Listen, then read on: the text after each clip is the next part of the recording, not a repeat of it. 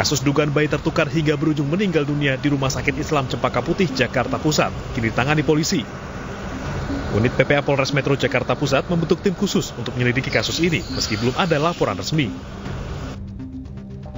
Polisi telah mengundang pasangan Rauf dan Feni, orang tua bayi, serta pihak rumah sakit untuk dimintai keterangan sekaligus mediasi. Untuk saat ini masih berlangsung kegiatan penyelidikannya, dan kami juga tim penyelidik juga sudah melakukan komunikasi dengan orang tua bayi yang meninggal. Namun respon dari pihak keluarganya masih dalam keadaan sibuk, masih belum bisa ditemui oleh tim penyelidik, masih ada kegiatan lainnya. Kasus ini berawal dari video viral yang berisi curahan hati Rauf, ayah sang bayi. Rauf menceritakan kecurigaannya terkait bayi pertama yang baru dilahirkan istrinya diduga tertukar. Ia meyakini wajah bayi yang meninggal dunia berbeda dengan wajah bayi yang dilahirkan istrinya. Dari Jakarta, Rani Sanjaya, iNews melaporkan. Sebelumnya, pasangan suami istri warga Bekasi, Jawa Barat viral lantaran kasus dugaan bayinya tertukar lalu meninggal dunia. Sempat akan diselesaikan secara kekeluargaan, kasus tersebut kini diselidiki polisi. Dalam suasana yang penuh keluarga. Muhammad Rauf dan Feni mendatangi kantor KPAI di kawasan Menteng, Jakarta Pusat setelah video curhatannya viral di media sosial. Meski dalam kondisi berduka, pasangan muda ini berupaya mencari keadilan. Pasalnya, Pak Sutri warga Cikarang Selatan, Kabupaten Bekasi, Jawa Barat ini mengaku jika bayi mereka yang lahir pada 16 September lalu tertukar dengan bayi lain. Dugaan tersebut muncul karena pihak Rumah Sakit Islam Cempaka Putih, Jakarta tidak menunjukkan sang bayi kepada ibunya. Sementara Rauf hanya diminta mengazankan bayi tanpa dijelaskan kondisi bayi termasuk jenis kelaminnya.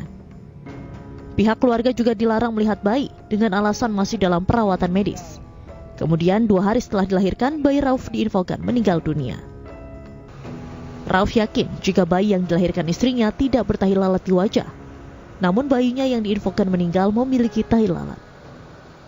Tukarnya tuh karena bayi saya tuh dari awal lahir, ibunya nggak diperlihatkan. Gitu. Setelah bayi dibawa keluar, saya langsung azanin. Setelah itu anak saya dibawa buru-buru ke ruang NICU. Harapan saya ingin anak saya kembali lagi sama saya dan rumah sakit bisa ditindak lanjut. Sementara itu, menanggapi kasus ini, pihak Rumah Sakit Islam Cempaka Putih mendatangi Rauf di tempat kerjanya. Tujuannya untuk menyelesaikan masalah ini secara kekeluargaan serta menawarkan tes DNA. Dan intinya kami dari Rumah Sakit Islam Cempaka Putih akan memfasilitasi proses pemeriksaan DNA untuk menguak kebenaran dan akan menanggung biaya yang diperlukan di laboratorium yang dipilih oleh Pak Rauf dan Bu Feni. Semoga hal ini bisa menjadi jalan kebaikan untuk kita semua. Meski awalnya Rauf dan Feni bersedia menempuh jalur kekeluargaan dan melakukan tes DNA, namun tawaran tersebut kini ditolak.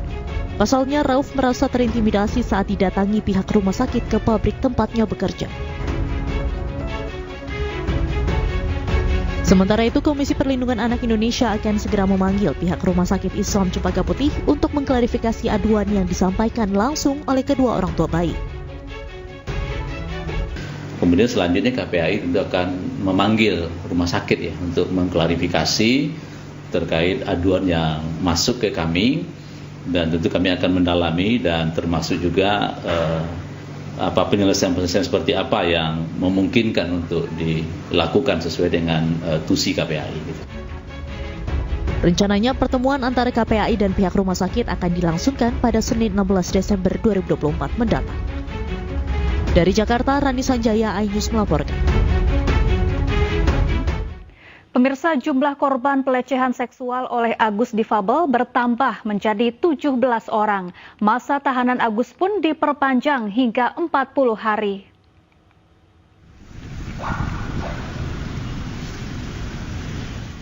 Penambahan masa tahanan rumah selama 40 hari ke depan Agus Buntung tersangka pelecehan seksual terhadap mahasiswi di Mataram disampaikan Direktur Reserse Kriminal Umum Polda NTB, Kombes Pol Syarif Hidayat. Perpanjangan masa tahanan rumah Agus dilakukan menyusul telah habisnya masa tahanan rumah pertama. Untuk sementara, karena kita sudah lakukan perpanjangan 40 hari ke depan terkait dengan penahanan rumah, Nanti ada penilaian. Karena ini masih proses ditangani oleh penyidik, kami berkomitmen tetap masih ada di 40 hari ke depan. Sementara itu pendamping korban Ade Latifah menjelaskan jika jumlah korban Agus Buntung bertambah menjadi 17 orang, 2 diantaranya adalah anak-anak. Setidaknya satu poin itu sudah sesuai ya, bahwa ada perintah di sana dari tersangka terhadap korban. Intinya ada cuma memang yang di dalam kamar kan kami tidak bisa gitu. Jadi kami belum bisa melihat perbandingan. Kami akan lihat kembali perbandingannya yang sekarang. Apa harapannya, Mbak? Ya tentu harapannya bagaimana kemudian rekonstruksi hari ini juga bisa memperlihatkan kebenaran ya, sesuai dengan yang kemudian korban terangkan juga.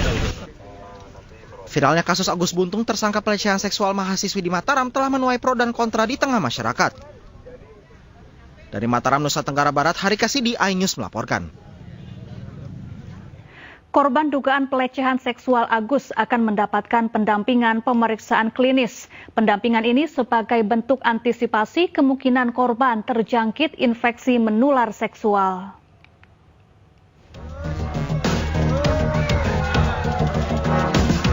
Kasus dugaan pelecehan seksual oleh IWAS alias Agus Buntung terus bergulir. Jumlah korbannya bahkan bertambah hingga mencapai 17 orang.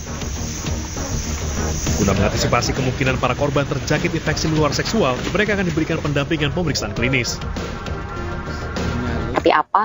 Jadi nanti tergantung dari kronologi korban. Kalau memang ternyata ada disetubuhi dan lain sebagainya, tentu kami juga akan ada pendampingan pemeriksaan klinis tentunya untuk bagaimana mencegah supaya korban ini juga tidak ada potensi IMS tentunya ya, infeksi menular seksual seperti itu, dan selanjutnya kemudian pendampingan untuk pemulihan psikologis. Selain pendampingan pemeriksaan klinis, para korban sebelumnya juga mendapatkan perlindungan dari LPSK. Pihak pendamping korban juga berkoordinasi dengan sejumlah pihak termasuk Komnas Perempuan untuk mengawal kasus ini. Dari Mataram, Nusa Tenggara Barat, Hari Kasidi, iNews melaporkan. Pendukung Cagup dan Cawagup Jakarta terpilih Pramono Rano menggelar acara syukuran kemenangan.